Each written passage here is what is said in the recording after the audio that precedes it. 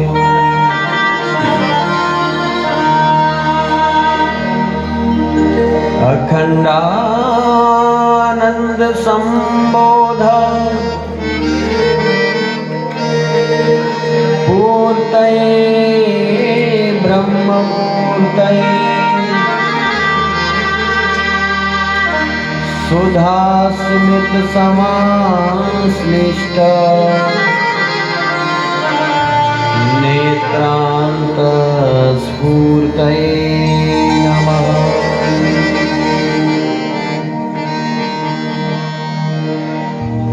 अज्ञानतिमिरान्धस्य ज्ञानाञ्जनशलाकया चक्षुरुन्मीलितं येन तस्मै श्रीगुरुवे नमः।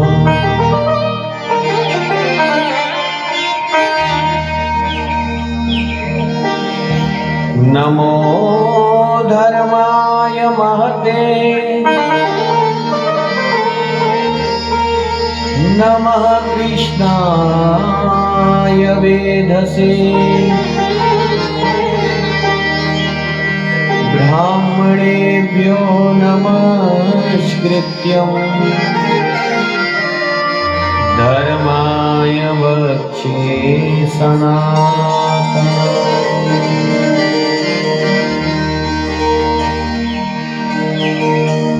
जय जय श्री राधारमण जय जय नवल किशोर जय गोपी चित चोर प्रभु जय जय माखन चोर।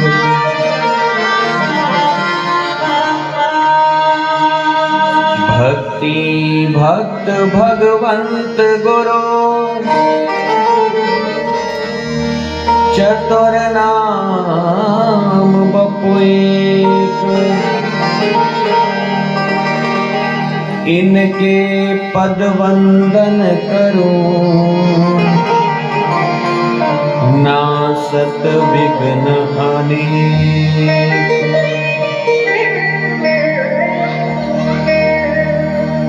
श्री राधे मेरी स्वामिनी मेरा राधे जू को दास जन्म जन्म मोहि दीजियो संत जनन को साथ।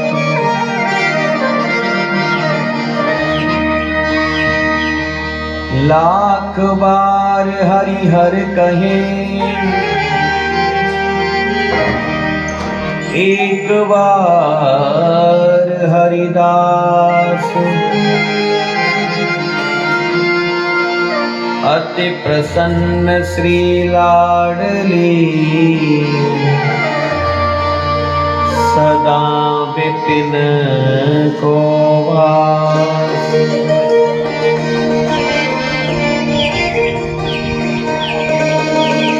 रसना मेरी लाडली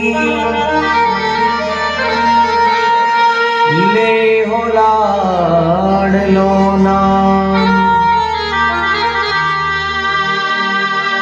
महारानी श्री जानकी महाराजा श्री राम।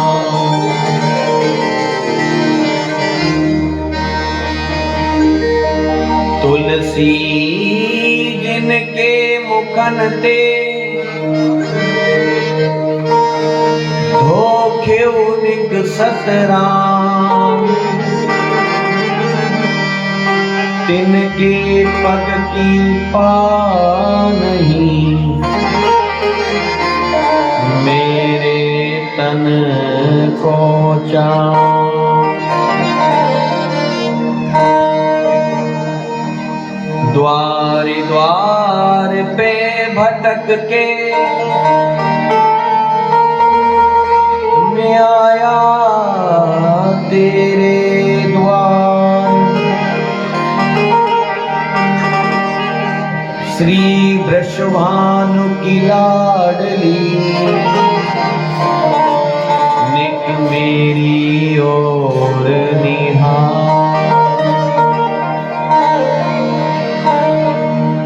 कथा प्रारंभ होत है, आओ वीर हनुमान। आए सुआसन करिय प्रभु, तेज पुंज बलवान। तेज पुंज बलवान।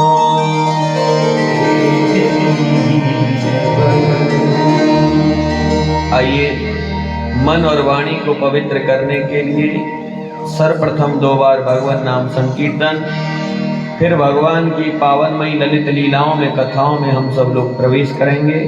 सबसे पहले 2 बार कीर्तन का दान सभी देंगे अपनी वाणी से।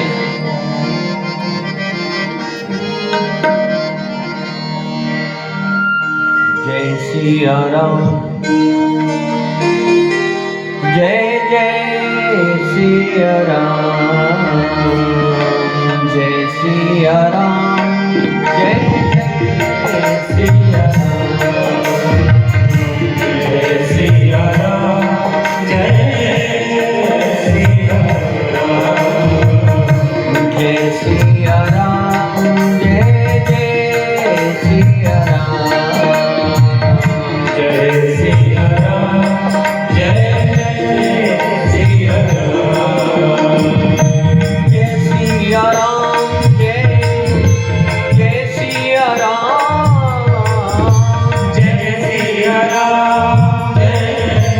जय सिया राम,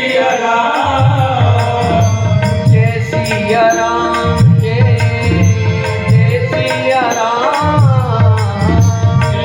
सिया राम, जय सिया राम, जय सिया राम, जय सिया राम, जय सिया राम, जय सिया राम।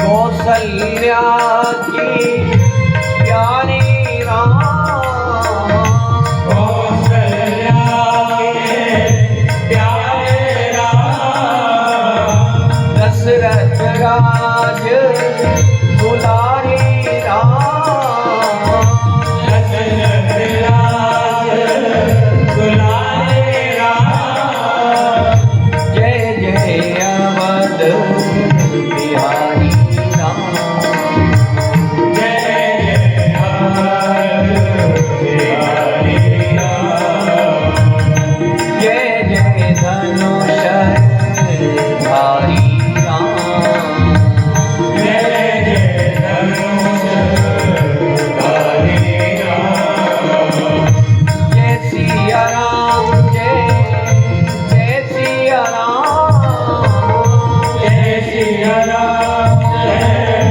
जय सिया राम, जय सिया राम, जय सिया राम, जय सिया राम, जय सिया राम, जय सिया राम, जय सिया राम, जय सिया राम, जय सिया राम, जय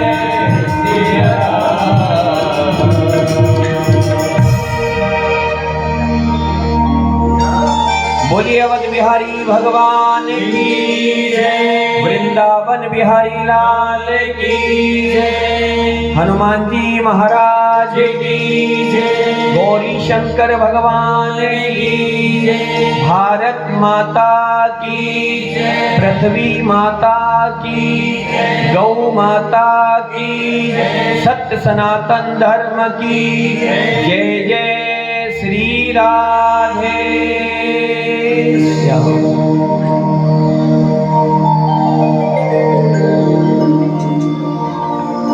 अनंत अनंत श्री विभूषित अंतरात्मा में विराजमान परम विस्मरणीय परम वंदनीय परम पूज्य नित्य लीलालीन श्री सद्गुरुदेव भगवान के पावन चरण कमलों में सत सत नमन करते हुए मंच के वाई तरफ सन्मुख विराजे हुए भगवत कथा अनुरागी संतजन, विप्रजन, वैष्णवजन, मंचस्थ विराजे हुए भगवत कथा अनुरागी यजमान, संगीतज्ञ भाईजन, दूर दूर से पधारे हुए भगवत कथा रसिक भक्तजन, वात्सलमयी, ममतामयी, करुणामयी, सती अनसुईया, सती सावित्री के पद चिन्हों पर चलने वाली मातृ शक्ति माताएं बहनों, काफी अच्छा सुअवसर प्राप्त हुआ कथा कहने और सुनने का। सप्त दिवसीय श्रीमद् भागवत महापुराण की कथा। कौन ऐसा जीव होगा जो इस कथा को सुनना नहीं चाहता होगा। भगवान का चरित्र, एक अक्षर हमारे जीवन के पापों को, कलमशों को नष्ट करने की सामर्थ्य रखता है। चरितम रघुनाथस्य सतिकोटि प्रवस्तरम एकैक अक्षरम पुंसाम महापातक नाशनम। इतनी सामर्थ्य भगवान की कथा में है। आज तृतीय दिवस की वेला, कथा प्रारंभ कोटला की पवन पावत्रमयी भूमि में भगवान श्री रघुनाथ जी के प्रांगण में श्री अशोक सिंगल विद्यापीठ के सहायतार्थ ये कथा चल रही है। आप लोग पिछले 2 दिन से श्रवण कर रहे हैं। कल आपने बड़ी ही सुंदर कथा श्रवण करी। किस प्रकार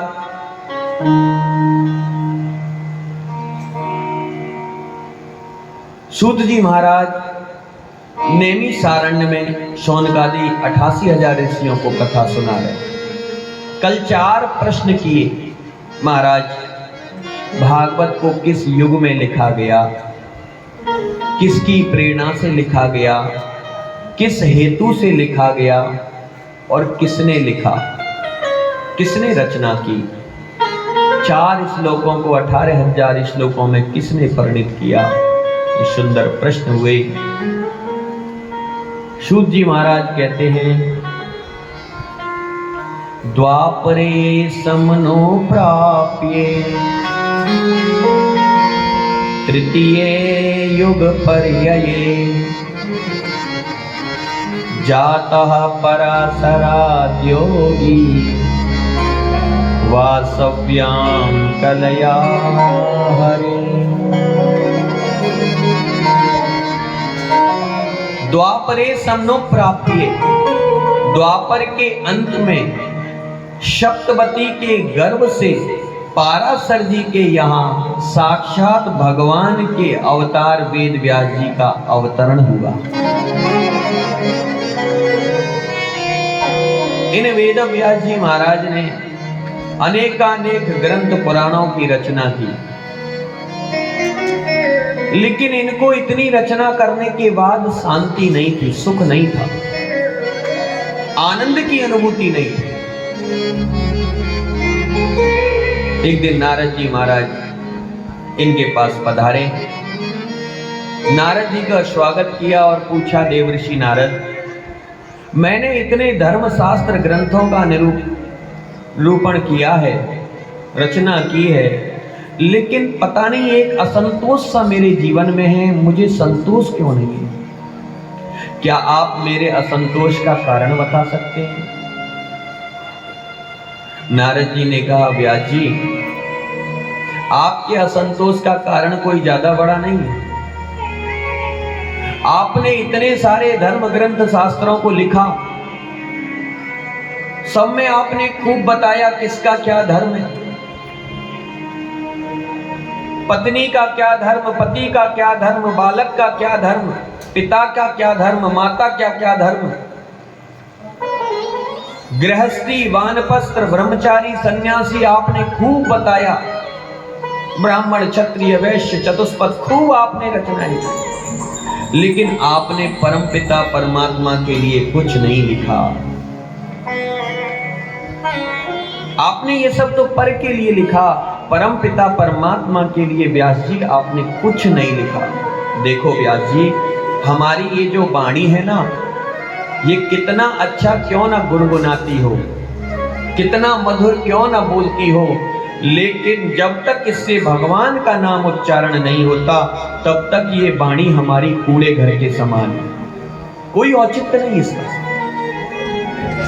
आपने खूब बताया धर्मों के बारे में, खूब व्याख्या की, लेकिन आपने परम पिता परमात्मा के लिए कुछ नहीं लिखा। देखो व्यास जी, इस संबंध में मैं आपको अपने पूर्व जन्म की कथा सुनाता हूं। नारद जी ने कहा, देखो मैं पूर्व जन्म में वेदवती नामक दासी का पुत्र था। मेरी माँ घर घर जाकर के झूठे बर्तन साफ करा करती थी, झाड़ू पोछा किया करती थी। मैं छोटा सा 5 वर्ष का बालक, एक दिन हमारे गांव में संत भगवान, संत मंडली पधारी। संत महापुरुष पधारे चातुर्मास करने के लिए। संत चातुर्मास कर रहे थे तो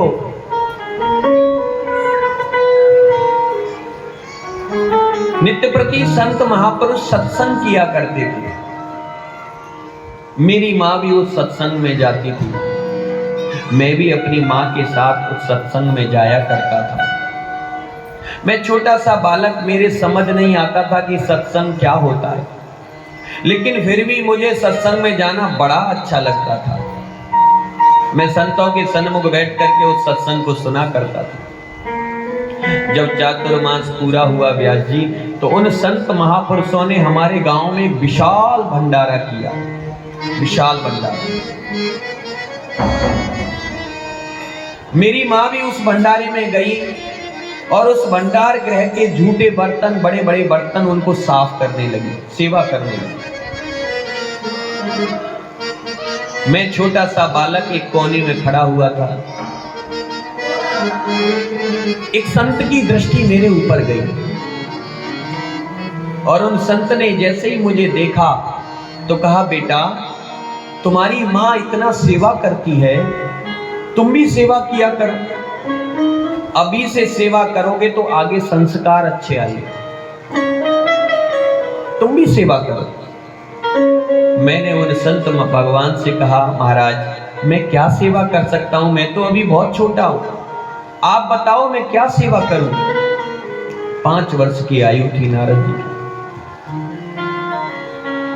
संत ने कहा, देखो बेटा, ये जो संत महापुरुष भोजन पा रहे हैं पंगत में, जब ये भोजन प्रसादी पा लें, तुम इनकी झूठी पत्तल उठा करके और बाहर उस स्थान पर फेंक देना।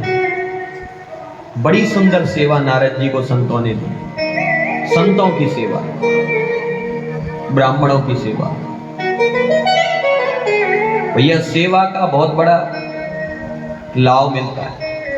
गोस्वामी जी ने कहा, सबसे सेवक धर्म कठोरा। सेवा कर्म योग है, कर्म योग में सेवा प्रधान है और सेवा में भी शक्ति प्रधान है। सेवा वही कर सकता है जिसके अंदर शक्ति हो। 40 दिन का मियादी बुखार आ जाए किसी को और उससे कहो कि भैया ये 40 किलो का बर्तन है, इसको उठा करके लाओ, तो वो कहेगा महाराज शक्ति नहीं है।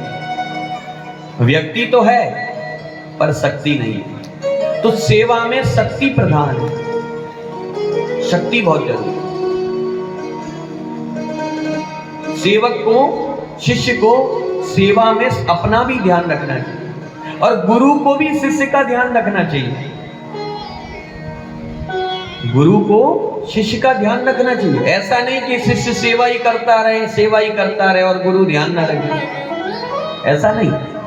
गुरु को शिष्य का ध्यान रखना चाहिए।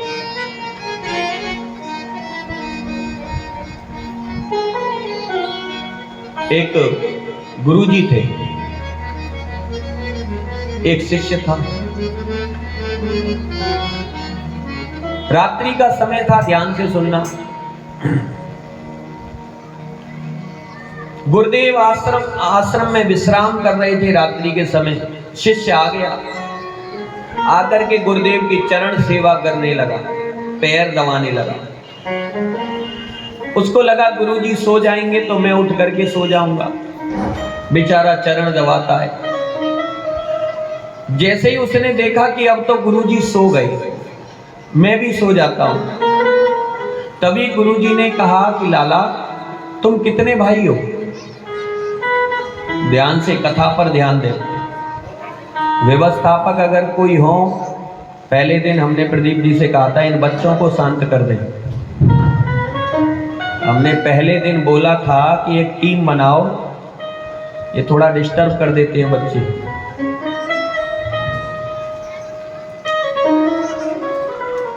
बोलिए वृंदावन बिहारी लाल की।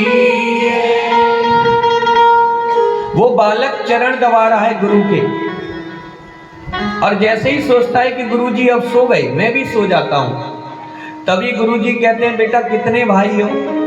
वो कहता है गुरुजी 3 भाई हैं। वैसे तो 4 हैं मुझे लगा करके, पर मुझसे बड़े 3 हैं। बोले अच्छा। शिष्य सोचता है कि गुरुजी अभी जग रहे, फिर बेचारा चरण दबाने लग जाता है। 1 घंटा और निकला, फिर उसे लगा कि अब गुरुजी सो गए, अब मैं भी सो जाता हूं। लेकिन जैसे ही उठने को हुआ कि गुरुजी ने फिर पूछ लिया बेटा कितने भाई हो तुम? बोले गुरुजी 4 भाई। अच्छा क्या क्या करते हो, क्या नाम है? नाम बता दिया। अब उसको लगा कि अभी तो गुरुजी जग रहे, फिर बेचारा चरण दबाने लगा। फिर 1 घंटा निकला, फिर उसने देखा कि अब तो गुरुजी खर्राटे मार रहे हैं, सो गए, मैं भी सो जाता हूं। तो चरण छोड़ के जैसे ही उठने को तैयार हुआ, तभी फिर गुरुजी ने पूछ लिया बेटा कितने भाई हो तुम? उसने कहा गुरुजी 4 भाई हैं। अच्छा क्या क्या काम करते हो? उसने काम भी बता दिया। अब वो बालक समझने लगा कि गुरुजी अभी जग रहे हैं, फिर बेचारा चरण दबाने लगा। अब 1 घंटा और निकला, रात्रि के 2 बज गए। अब की बार उसने सोचा कि अब तो गुरुजी सो गए, अब मैं भी जाकर के आराम कर लूं, सो जाऊं। अब की बार जैसे ही उठा, गुरुजी ने करवट ली और बोले बेटा तुम कितने भाई हो? अब उसने जवाब दिया कि गुरुजी हैं तो 4, लेकिन मुझे लग रहा है कि सवेरे तक 3 ही बचेंगे, क्योंकि मैं ऐसे सेवा करता रहूंगा तो मेरा तो गोविंदाय नमो नमः हो ही जाएगा। तो कहने का अभिप्राय, गुरु को भी शिष्य का ध्यान रखना चाहिए। सेवा कराओ लेकिन ध्यान रखो कि उसने खाना खाया नहीं खाया, उसने विश्राम किया नहीं किया, उसने स्नान किया या नहीं किया, ये देखना चाहिए। नारद जी को बड़ी सुंदर सेवा मिली, संतों की सेवा, बड़ी सुंदर सेवा। और संत सेवा बंधुओं जब जब जीवन में उठे तब तब करना चाहिए।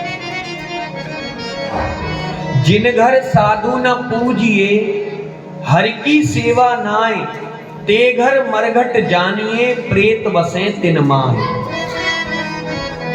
जिन घरों में, जिन गृहस्थियों में साधु की सेवा नहीं होती, ब्राह्मणों की सेवा नहीं होती, वो घर घर नहीं होते, मरघट बन जाते।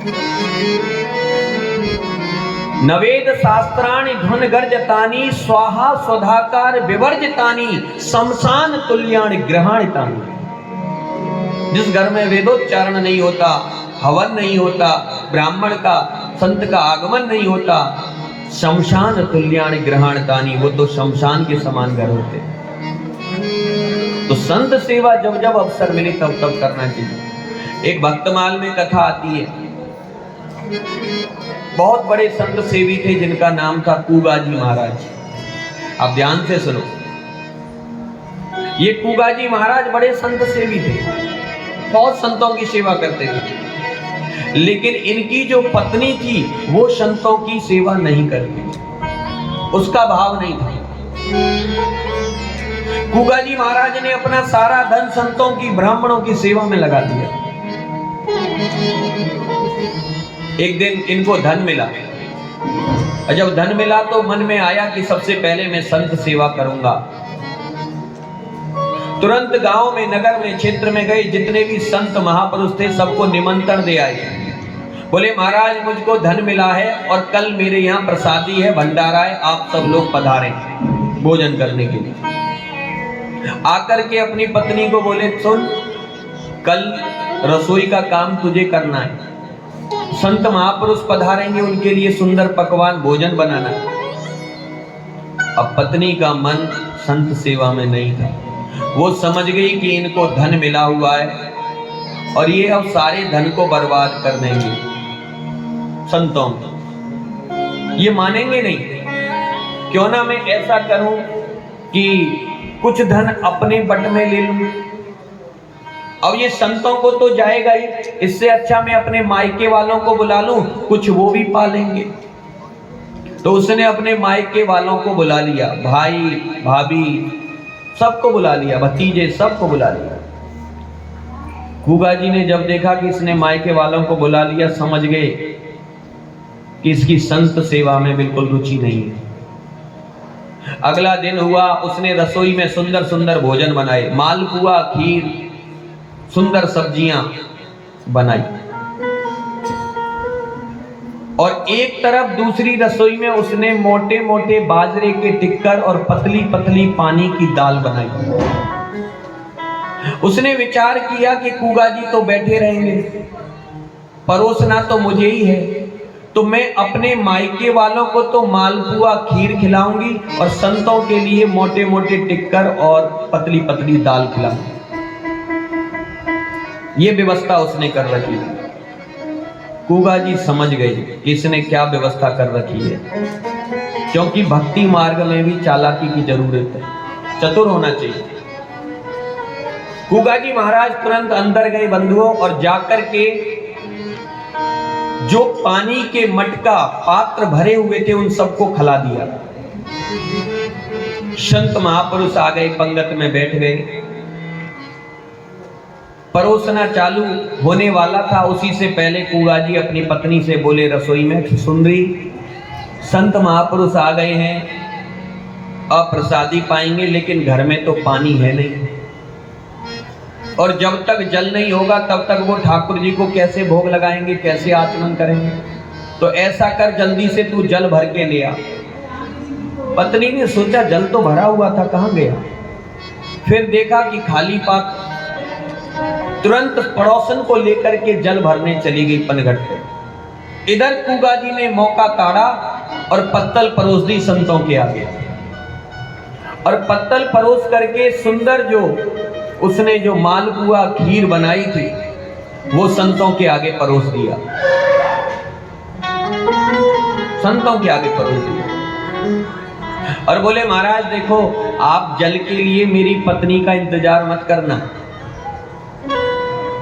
वो मेरी पत्नी तो पता नहीं कहां बातों में लग गई होगी। ऐसा करो, आपके कमंडल में थोड़ा थोड़ा जल तो होगा, उसी को आपस में बांट लो और ठाकुर जी को आचमन करके भोग लगाओ और पाओ, इंतजार मत करना। संतों ने ऐसा ही किया, भोग लगा करके और पाना चालू कर दिया। संत मालपुआ खीर खा रहे।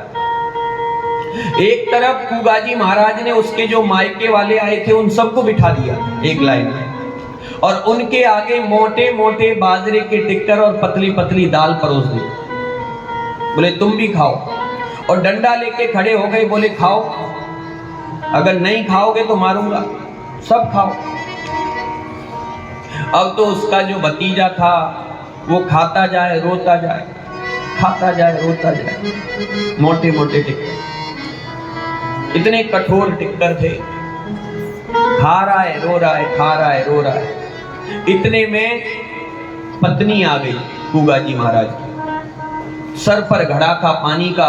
पत्नी आई और पत्नी ने देखा कि संत महात्मा तो मालपुआ खीर खा रहे हैं और उसके मायके वाले पतली पतली दाल और टिक्कर खा रहे हैं। अब तो वो आग बबूला हो गई, मटका जो पानी का था वहीं फोड़ दिया और गुस्से में बोल करके अंदर चली गई कि जो खाए सो गाय खाए,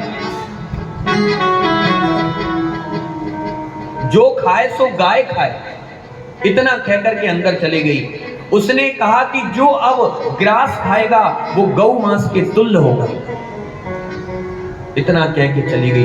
कुगा जी ने जब सुना तो समझ गए ये तो बहुत बड़ा अनर्थ कर गई। अब तो संत महापुरुष भोजन ग्रहण नहीं करेंगे, संतों ने भोजन करना बंद कर दिया। पत्नी कह करके गई जो खाए सो गाय खाए, जो अब खाएगा भोजन वो गौ मांस के तुल्य होगा। अंदर चली गई क्रोध में कह। कुगा जी ने विचार किया ये तो बड़ा अनर्थ कर गई, अब तो संत महापुरुष भोजन नहीं पाएंगे, क्या करूं? अगर नहीं खाएंगे तो मुझे पाप लगेगा, ऐसा क्या करूं? तुरंत युक्ति समझ में आई और बोले महाराज आपने भोजन करना क्यों बंद कर दिया? संत महापुरुषों ने कहा महाराज आपने सुना नहीं आपकी पत्नी क्या कह के गई है, जो खाए सो गाय खाए, जो अब खाएगा वो गौ मांस के तुल्य होगा। अब हम भोजन कैसे कर सकते हैं? तो कुगा जी बोले महाराज आप समझ नहीं पाए, मेरी पत्नी पढ़ी लिखी नहीं है, वो कहना कुछ और चाहती थी, कह कुछ और गई। संतों ने पूछा क्या कहना चाहती थी? बोले वो कहना चाहती थी कि जो खाए सो गाय गाय के खाए, इसलिए गाय खाए कह। पहले पूर्व में हमारे यहाँ संत आते थे, वो प्रसाद पाते थे तो पहले गाते थे, कीर्तन करते थे, सवैया चौपाई दोहा गाते थे, तब भोजन पाते थे। आप आए और आकर के मौन बैठ करके सीधे भोजन पाना चालू हो गए। तो उसने कहा कि जो खाए सो गाय गाय के खाए। आप समझ नहीं पाए, वो पढ़ी लिखी नहीं है। जब ऐसा कहा संतों ने कहा अच्छा ऐसी बात है तो अभी लो। तुरंत संतों ने कीर्तन करना चालू कर दिया, सवैया चौपाई दोहा बड़े सुंदर सुंदर गाने लगे और गाते भी जाएं और खाते भी जाएं। सारी पत्तल साफ कर गई। अब ये पत्नी निकल करके आई कुगा जी की, देखा कि ये तो फिर भी खा रहे हैं, अब क्या करूं? तुरंत अंदर गई, सारा सामान धन संपत्ति बटोर करके ले आई और अपने मायके वालों के साथ जाने लगी। कुगा जी से बोली महाराज अब मैं लौट करके नहीं आऊंगी, कभी भी आपके स्वप्न में नहीं आऊंगी। कुगा जी बोले देवी बड़ी कृपा होगी, आप स्वप्न में भी ना आए।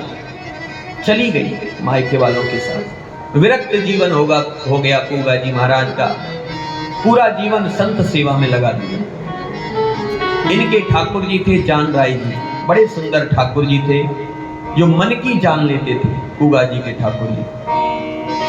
तो कहने का अभिप्राय बंधुओं, संत सेवा जब जब मिले तब तब करना चाहिए। आज नारद जी को संत सेवा मिली, झूठी पत्तल उठा करके बाहर फेंकना है।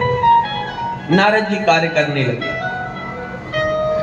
नारद जी कहते हैं व्यास जी अंत में जब वो संत महापुरुष भंडारा करने के बाद हमारे गांव से प्रस्थान किए तो उन्होंने मुझे एक मंत्र दिया। भागवत जी में एक मंत्र नारद जी को दिया, ओम नमो भगवते तुभ्यम, ओम नमो भगवते तुभ्यम। ये द्वादशाक्षर मंत्र है बंधु। ओम नमो भगवते वासुदेवाय, ये सुंदर द्वादशाक्षर मंत्र नारद जी को संतों ने दिया। नारद जी को कहा कि तुम इसका जप करना। नारद जी छोटे से 5 वर्ष के उस मंत्र का जाप करते थे निरंतर। एक दिन नारद जी ने भगवान से प्रार्थना करी, बोले प्रभु ये जो मेरी माँ है ना, ये मुझे भजन नहीं करने देती। माँ को लगता था कहीं संत ना बन जाए, कहीं घर ना छोड़ जाए। आप ऐसा करो ठाकुर जी, मेरी माँ को अपने पास बुला लो। भगवान ने प्रार्थना स्वीकार करी और माँ का देहावसान हो गया। अब नारद जी विरक्त हो गए, जंगल में चले गए, वृक्ष के नीचे बैठ करके और भगवान का नामोच्चारण करने लगे। नाम लिया। एक दिन आकाशवाणी इनको सुनाई दी अपने हृदय में, हंतास्मिन् जमान्मा माम दुष्ट मिहार हति। अरे नारद, उद्यम करते रहो, भजन करते रहो। इस जन्म में तुम्हें हमारा साक्षात्कार नहीं होगा, लेकिन अगले जन्म में मेरा तुम्हें दर्शन अवश्य मिलेगा। नारद जी प्रसन्न हो गए। इस जन्म में नहीं मिलेगा, क्यों? क्योंकि राग द्वेष से अभी तुम बंधे हुए हो। नारद जी ने भजन करना बंद नहीं किया, करते रहे। काल के योग से इनका शरीर छूटा। अगला जन्म इनका ब्रह्मा जी के मानस पुत्र नारद जी के रूप में प्रकट हुए। नारद के रूप में जब प्रकट हुए तो एक दिन भगवान का कीर्तन करते करते करते करते वैकुंठ पहुंच गए। भगवान के सामने नारद जी ने खूब नाच नाच करके कीर्तन किया। भगवान प्रसन्न हो गए और भगवान ने कहा, नारद वरदान मांगो, वरदान मांगो। नारद जी ने कहा, प्रभु अब मुझे कुछ नहीं चाहिए, आपका दर्शन हो गया। बोले नहीं बेटा, तुम वरदान मांगो, बरम ब्रूहि वत्स बरम ब्रूहि, कोई वरदान मांग लो। नारद जी ने कहा, प्रभु अगर देना चाहते हो तो सुनो, ये जो आपके बगल में बैठी है ना, भगवान ने देखा मेरे बगल में तो लक्ष्मी जी बैठी है। भगवान घबरा गए कि कहीं ये लक्ष्मी जी को ना मांग ले। बोले प्रभु ये जो आपके बगल में बैठी है ना, भगवान ने कहा हाँ हाँ बैठी है, रहने दो प्रभु, मैं नहीं मांग रहा। भगवान घबराने लगे कि कहीं ये लक्ष्मी जी को ना मांगे। बोले नहीं बेटा मांगो। बोले मैं ये कह रहा हूं प्रभु, ये आपके जो बगल में बैठी हैं, भगवान ने कहा हाँ बैठी हैं, उनके हाथ में जो बीड़ा लग रहा है ना, ये मुझे दे दो। भगवान ने झट बीड़ा लिया और दे दिया, लो। अब लक्ष्मी जी ने जब देखा कि मेरा बहुमूल्य बीड़ा प्रभु ने इसको दे दिया नारद को, तो लक्ष्मी जी भगवान की तरफ लाल लाल आंखें निकालने लगी और आंखों ही आंखों में बात होने लगी प्रभु से। भगवान बोले क्या हुआ, क्यों रोष कर रही हो? बोले प्रभु आपको पता है ये मेरा बहुमूल्य बीड़ा था और आपने मुझसे पूछा भी नहीं और एक क्षण में नारद को दे दिया। भगवान ने कहा देवी बड़ी कृपा है जो इसने बीड़ा मांगा। जब ये बार बार कह रहा था ना कि तुम आपके जो बगल में बैठी हैं, तो मुझे लग रहा था कहीं तुमको ना मांग ली। ये तो बड़ी कृपा थी कि इसने बीड़ा मांगा। और फिर भक्त मुझसे कुछ कोई मांगे, अगर ये तुम्हें मांगता तो मैं तुम्हें भी दे देता। मैं भक्त को सब कुछ देने को तैयार हूं।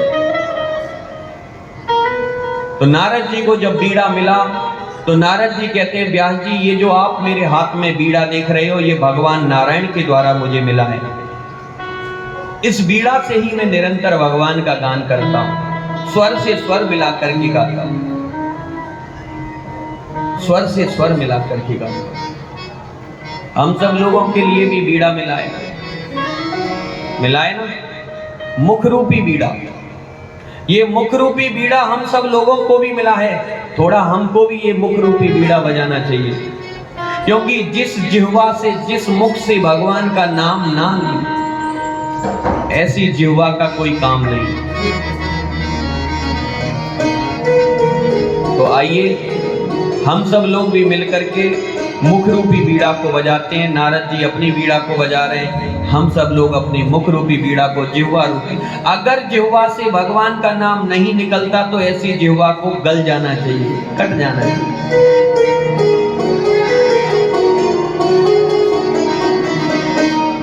गल जाए जिव्या पापनी हरि नाम के बिना। गल जाए जिव्या पापनी हरि नाम के बिना। गल जाए जिव्या पापनी हरि नाम के बिना। गल जाए जिव्या पापनी हरि नाम के बिना। नाम के बिना हरि नाम के बिना सीता राम के बिना। राम के बिना हरि नाम के बिना सीता राम के बिना। गल जाए जिव्या पापनी गल जाए जिव्या पापनी हरि नाम के बिना। बुलाइए बाबा बहुत तालियों से जवाब हरि बोल भले हरि।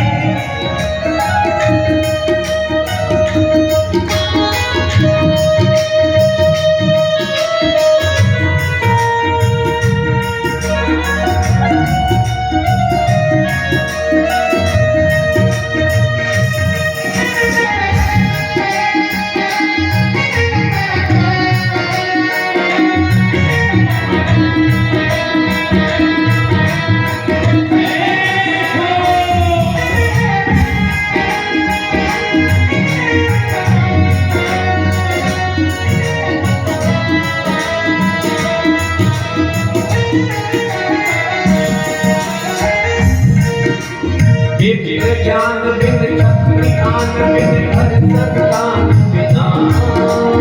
दिव्य ज्ञान बिन शक्ति ज्ञान बिन हर सत्तान बिना। देह प्राण बिन हाथ दान बिन भोजन मान बिना। देह प्राण बिन हाथ दान बिन भोजन मान बिना। भजन बिना नर ऐसे कैसे। भजन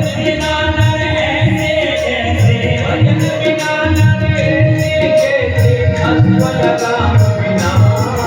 गल जाए पापनी हरि नाम के बिना। गल जाए जिव्या पापनी हरि नाम के बिना। हरि नाम के बिना सीता राम के बिना। राधे राम के बिना। हरि नाम के बिना सीता राम के बिना। श्याम के बिना। गल जाए जिव्या पापनी हरि नाम के बिना। गल जाए जिव्या पापनी हरि नाम के बिना।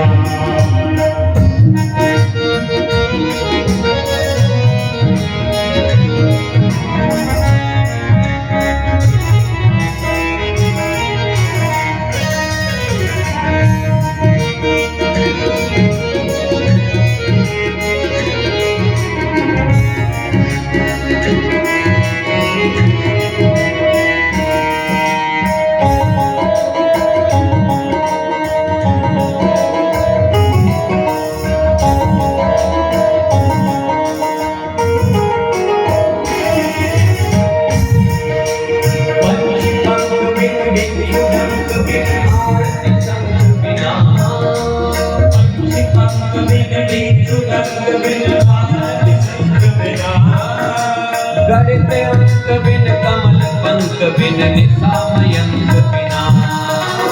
गढ़ते अंक बिन कमल पंक बिन निशामयंक बिना। मोर कहे नाच कार नाचना। मोर कहे बेकार नाचना। प्रिय घन श्याम बिना। जल जाए जिव्या पापनी हरि नाम के बिना। जल जाए जिव्या पापनी हरि नाम के बिना।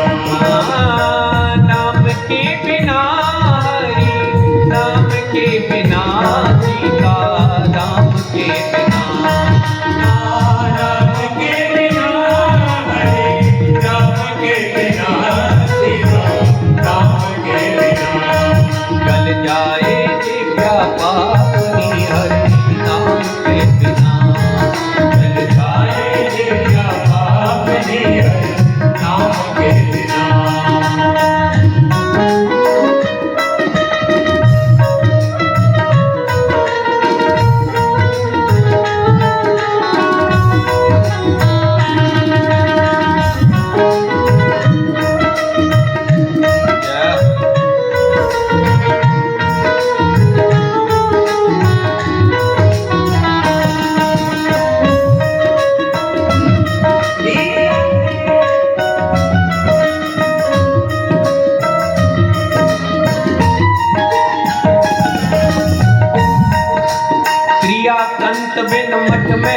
बिन हाथी दंत बिना, क्रियावंत बिन मठ महंत बिन हाथी दंत बिना, ग्राम पंच बिन ऋतु बसंत बिन आदि अंत बिना, ग्राम पंच बिन ऋतु बसंत बिन आदि अंत बिना, प्रथा भ्रमण चिंतन भाषण है, प्रथा भ्रमण चिंतन भाषण है, अच्छे काम बिना गल जाए दिव्या पाप निहर नाम के बिना, गल जाए दिव्या पाप निहर नाम के बिना, नाम के बिना हरि नाम के बिना सीता राम के बिना, नाम के बिना हरि नाम के बिना सीता राम के बिना, गल जाए दिव्या पाप हरि नाम के बिना, गल जाए दिव्या पाप हरि नाम के बिना।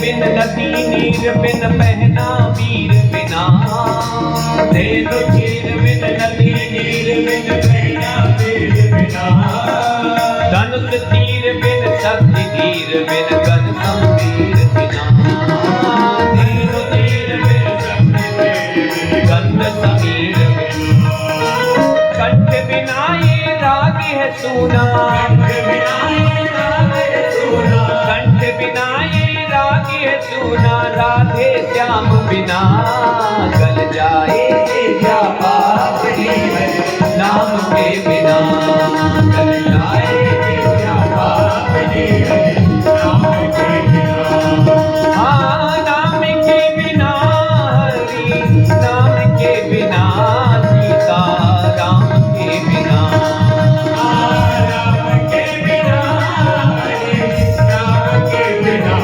सीता राम के बिना, गल जाए दिव्या पाप हरि नाम के बिना, गल जाए दिव्या पाप हरि नाम के बिना, गल जाए दिव्या पाप हरि नाम के बिना, गल जाए दिव्या पाप हरि गल जाए दिव्या पाप हरि नाम के बिना, गल जाए दिव्या पाप हरि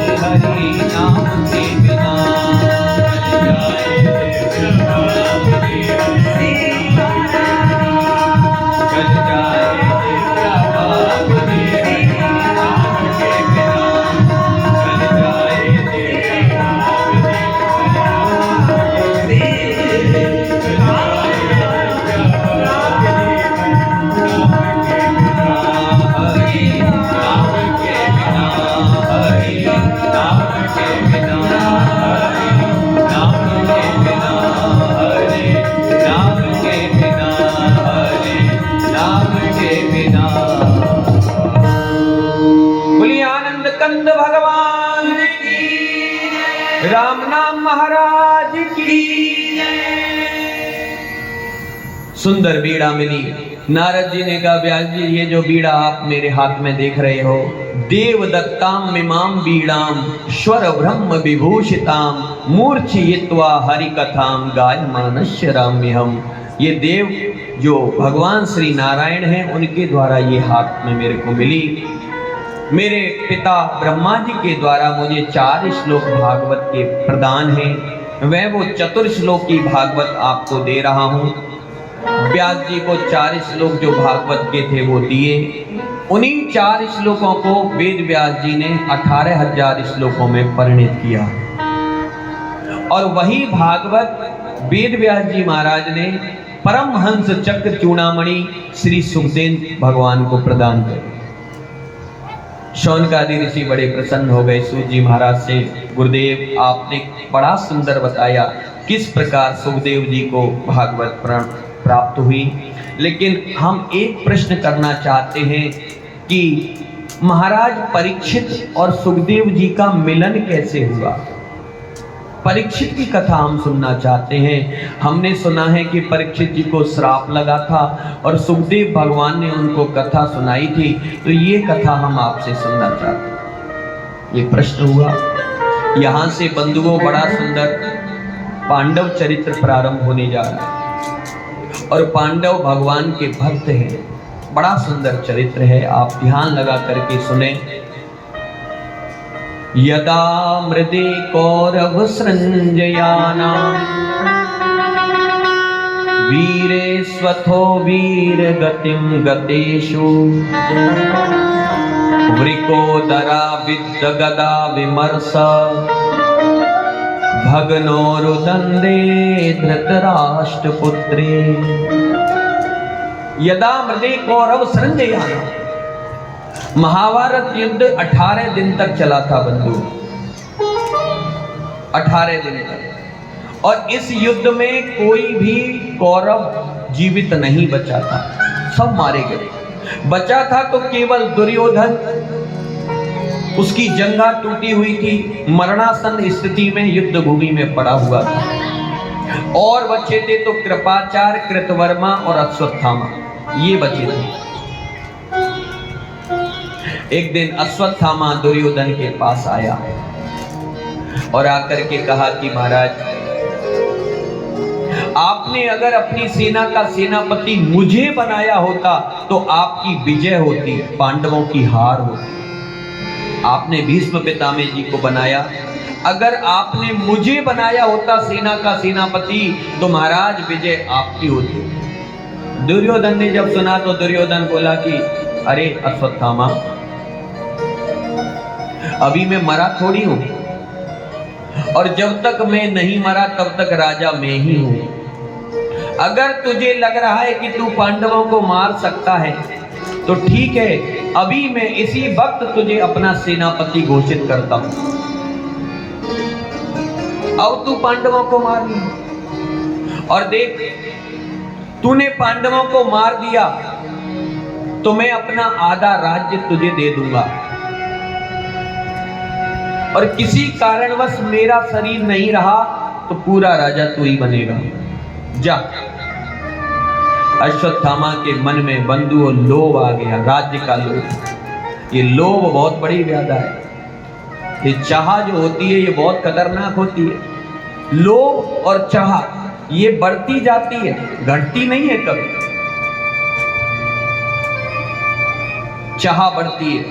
पहले आपने देखा होगा, पहले पैसे चलते थे, पैसे, फिर पैसे के बाद आना चलने लगे, 8 आना चलते थे ना।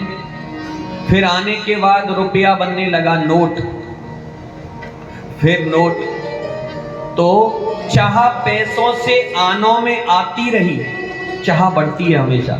ध्यान दे करके सुनो। चाह पैसों से आनों में आती रही, चाह आनों से नोट बनाती रही, चाह नोटों से कोठी बनाती रही, चाह कोठी में मोटर मंगाती रही, चाह मोटर से होटल में जाती रही, चाह होटल में बोतल खुलाती रही, चाह क्या क्या न करती कराती रही। चाह जी से लगी जी जरा हो गया, चाह हर से लगी जी हरा हो गया।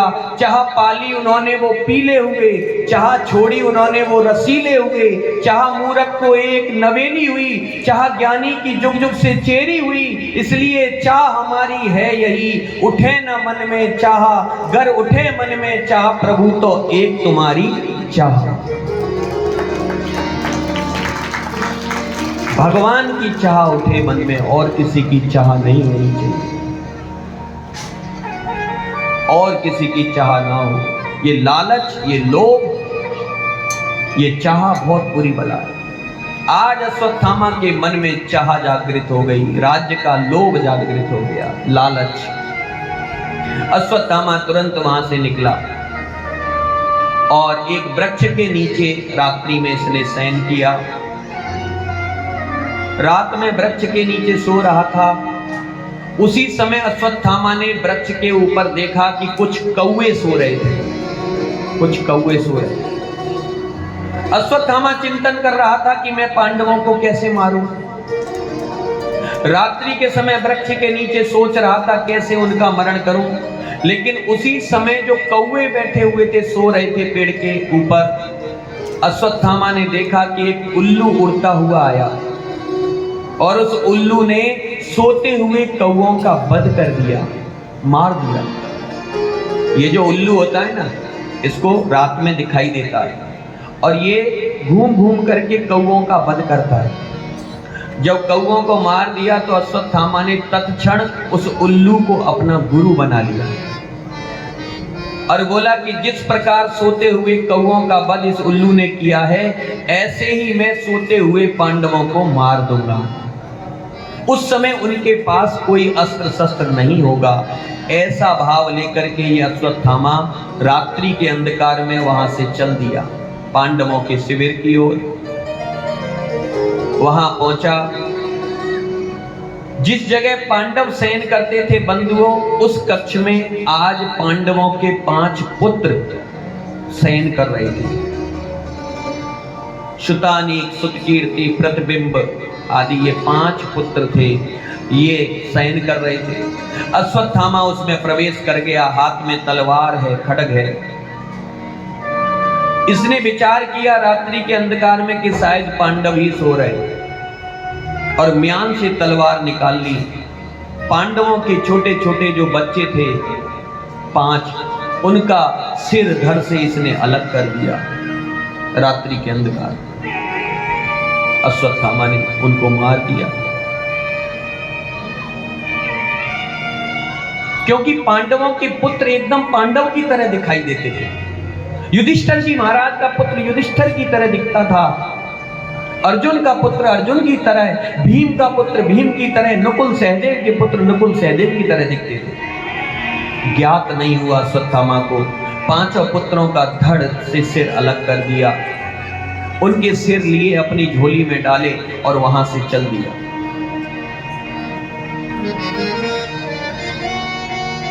कहां? जहां पर दुर्योधन रणभूमि में मरणासन स्थिति में पड़ा था। जाकर के कहा, महाराज आप अपना शरीर छोड़ रहे हैं, जाते समय एक शुभ समाचार सुनते जाइए। दुर्योधन ने कहा, अश्वत्थामा क्या शुभ समाचार है? जो प्राण निकलने वाले थे वो रुक गए। अश्वत्थामा ने कहा, महाराज मैंने आपके बैरी पांडवों को मार दिया।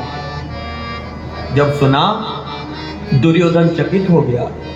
अरे अश्वत्थामा, जिन पांडवों को मेरे 100 भाई नहीं मार पाए, जिन पांडवों को मेरी 11 अक्षौहिणी सेना नहीं मार पाई, तूने उनको अकेले ही मार दिया। मुझे भरोसा नहीं होता, मुझे विश्वास नहीं होता। अश्वत्थामा ने कहा, महाराज मुझे पता था कि आपको भरोसा नहीं होगा, इसलिए मैं सबूत लेकर के आया। दुर्योधन ने कहा, क्या सबूत है? बोले देखो, मैं लेकर के आया हूं उनके सिर लेकर के आया। दुर्योधन ने कहा, अच्छा सिर लेके आया है तो भीम के पुत्र भीम का सिर दिखा मुझे। अश्वत्थामा ने भीम का पुत्र का सिर उठाया और हाथ में दिया। रात्रि का अंधकार था। दुर्योधन ने उस भीम के पुत्र के सर को देखा, लंबाई चौड़ाई देखी, समझ गया कि ये भीम का सिर नहीं है। कहने लगा, अरे अश्वत्थामा, मैं जानता हूं भीम के सिर की लंबाई चौड़ाई क्या थी, वो वज्र के समान था। जैसे ही उस सर को दबाया दुर्योधन ने, वो पिचक गया। अरे अश्वत्थामा, ये तूने क्या कर दिया? तूने पांडवों को नहीं, तूने तो पांडवों के बालकों को मार दिया। ये तूने क्या कर दिया? अरे अश्वत्थामा, हमारे कुल में, हमारे वंश में तो कोई नहीं बचा था। आगे चल करके यही पांडवों के पुत्र हमारे नाम से जलांजलि देते, तर्पण कराते।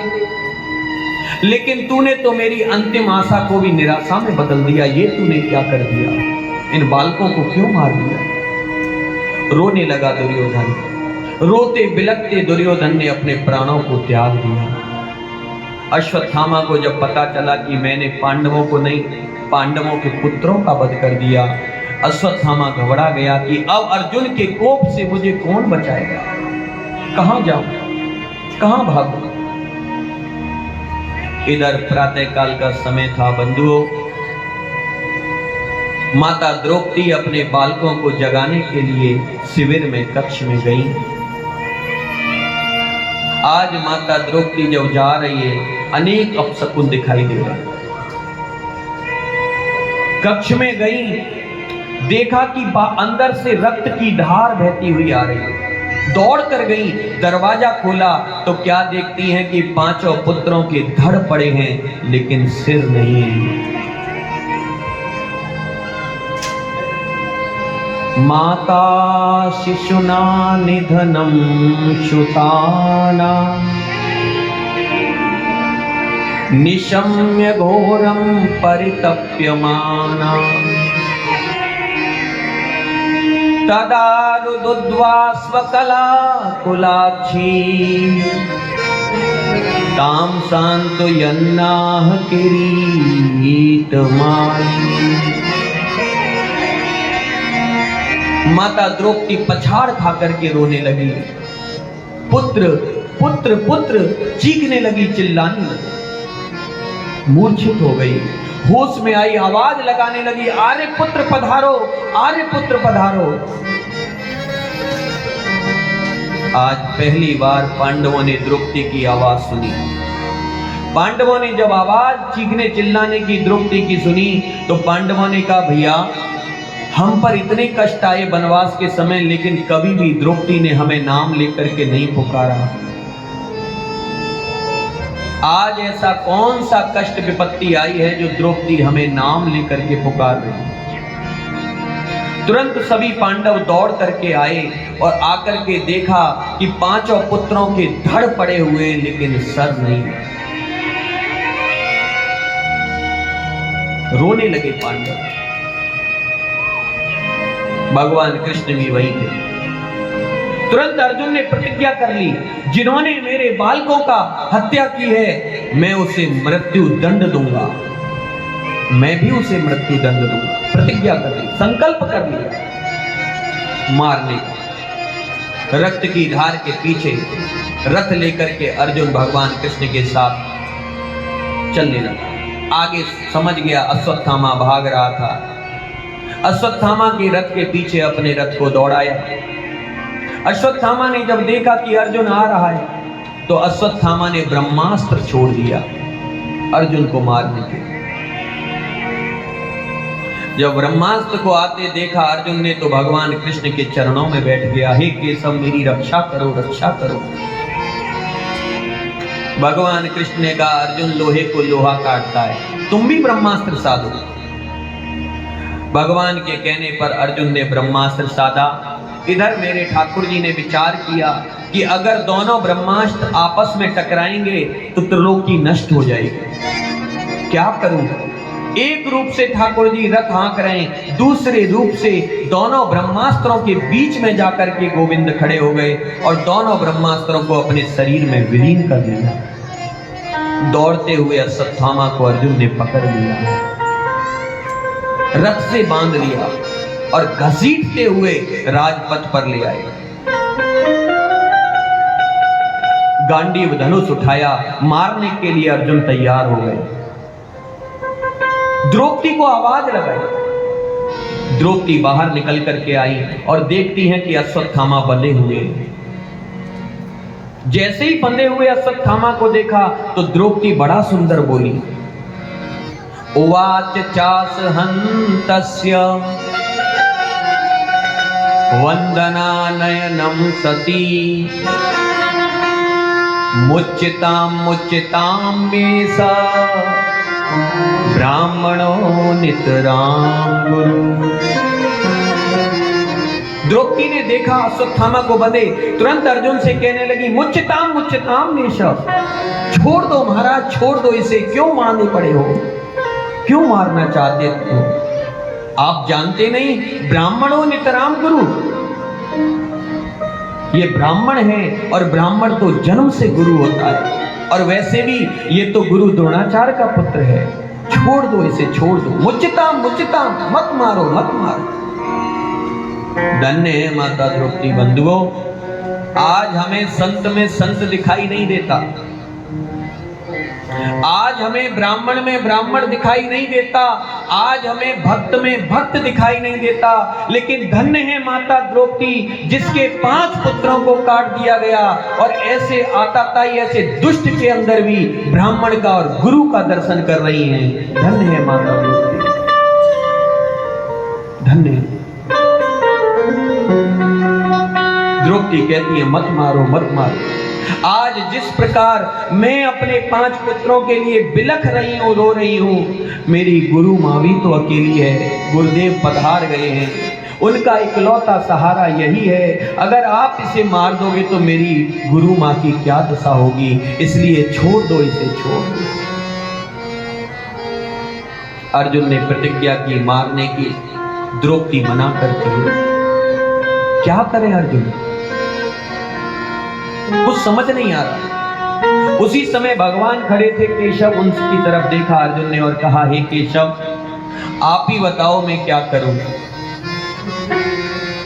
मैंने प्रतिज्ञा की है कि मैं मारूंगा और द्रौपदी मना कर रही है, क्या करूं।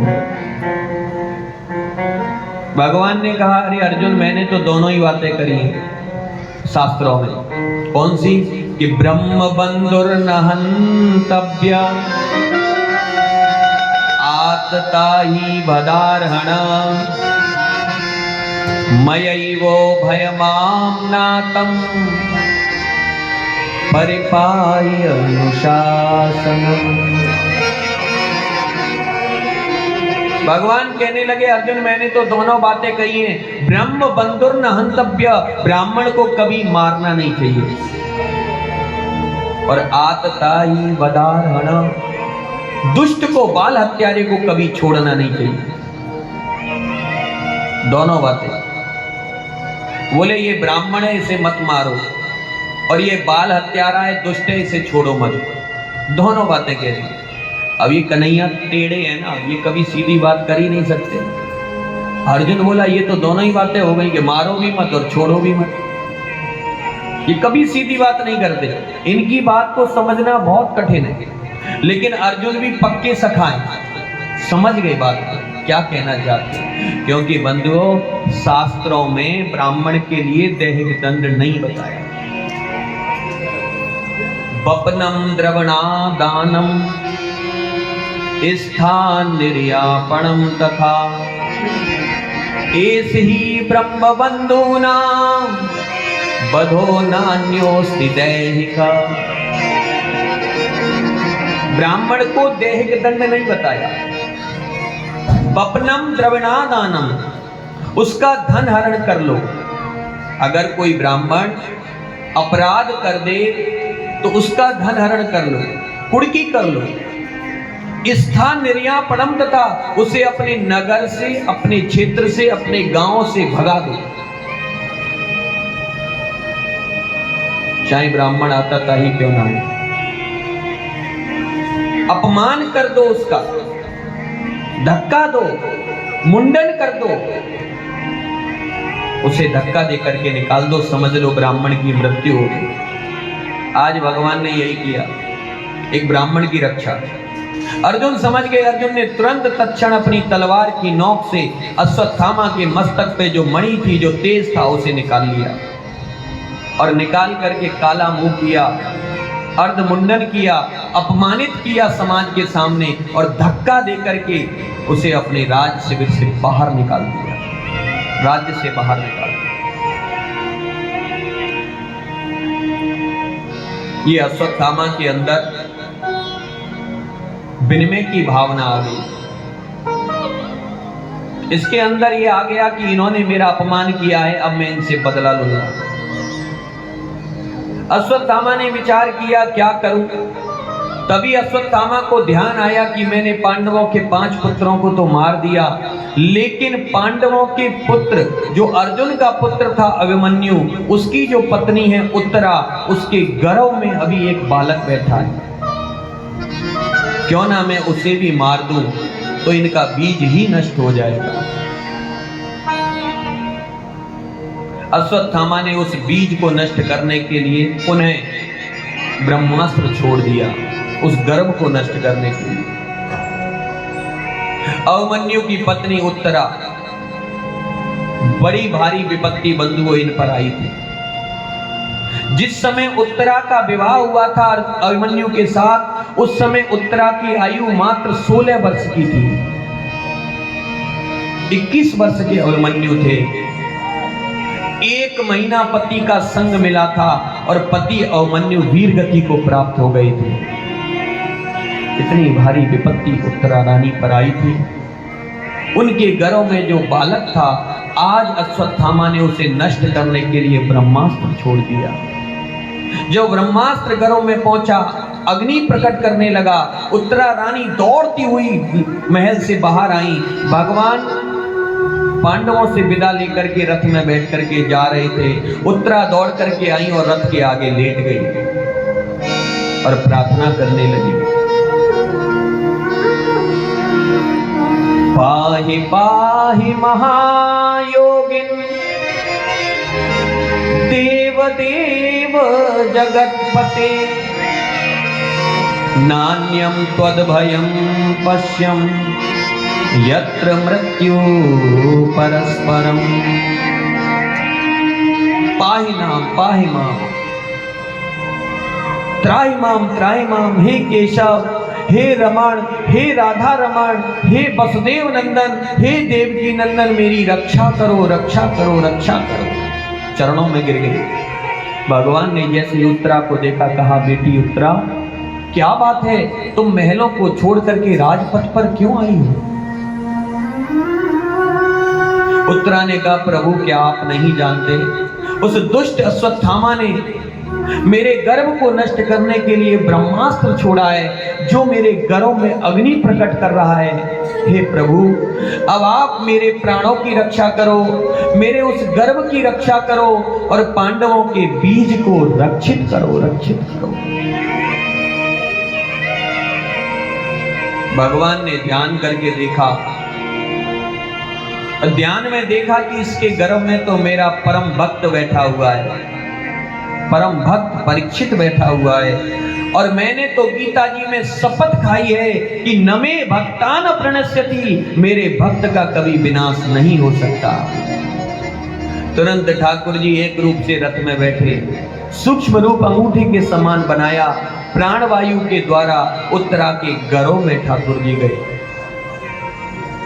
और गर्भ में जाकर के सुदर्शन चक्र से, कहीं कहीं कहते हैं गदा को इतनी तीव्रता से घुमाया, अश्वत्थामा के उस ब्रह्मास्त्र से उत्तरा की गर्भ की रक्षा की। लोग कहते हैं कि भगवान तो गर्भ में जाते ही नहीं, गर्भ तो नरक होता है, लेकिन नहीं बंधुओं, ठाकुर जी भक्त के लिए कहीं भी जाने के लिए तैयार है। और भागवत जी के प्रथम श्रोता परीक्षित जी महाराज, आप अभी सुन रहे हो, उनके लिए भगवान गर्भ में गए, और भागवत जी के वक्ता सुखदेव जी महाराज, उनके लिए भी ठाकुर जी गर्भ में गए और गर्भ mit जाकर के उनसे कहा था कि मेरी माया आपको नहीं व्यापेगी, आप बाहर आ जाओ। दोनों के लिए गर्भ में गए ठाकुर। भगवान वापस आए, उत्तरा के गर्भ की रक्षा की।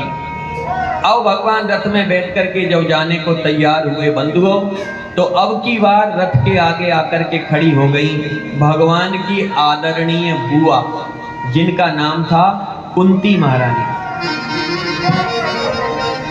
और कुंती महारानी ने बड़ी सुंदर भागवत जी में स्तुति करी, हाथ जोड़ करके खड़ी हो गई रथ के आगे और कहती हैं, कृष्णाय वासुदेवाय देवकी नंदनाय च नंद गोप कुमाराय गोविंदाय नमो नमः। नमः पंकजनाभाय नमः पंकजमालिने नमः पंकजनेत्राय नमस्ते पंकजांग्रये। कुंती महारानी ने हाथ जोड़ करके कहा, हे वसुदेव नंदन, हे देवकी नंदन, हे यशोदा नंदन, हे नंद नंदन, हे बलराम के भ्रात, हे दीनहीनों पर कृपा करने वाले, हे शरणागत वत्सल, हे भक्त वत्सल, आपका सर्वांग शरीर कमल के समान है। हे नेत्र कमल, हे पद कमल, हे मुख कमल,